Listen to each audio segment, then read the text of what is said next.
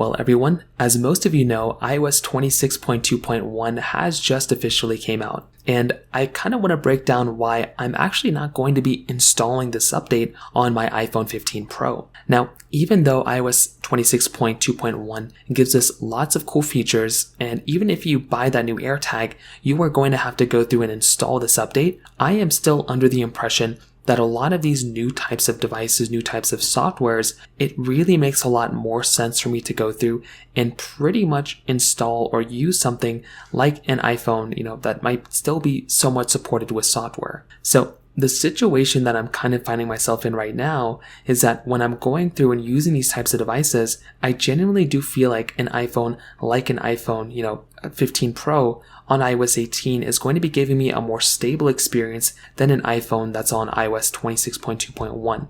Now, that's not to say in the future 26.2.1 won't get better, because I definitely do think it will, but I just don't think it makes a lot of sense to go through and go out of my way to install that type of software here, because it seems like it wasn't that big of an update in the first place. I feel like 26.2.1 was over 90% focused on AirTag 2, implementation. The rest of it was basically just Apple kind of putting in a little type of, bug fix here and there for the most part. I kind of wish Apple pushed out this update a month ago. They should have been on iOS 26.3.2 as of this point. The fact that Apple's now pushing out these many updates is kind of scary. And that's why I'd rather stick with iOS 18 on my iPhone 15 Pro rather than installing iOS 26.2.1. So in terms of that basically covers it up there. If you have any other thoughts or questions, please let me know in the comment section below. Hit the like button, that will mean so much, but definitely hit that subscribe button. More importantly than everything else, I love every single one of you guys. Hopefully I'll catch you guys in the next video.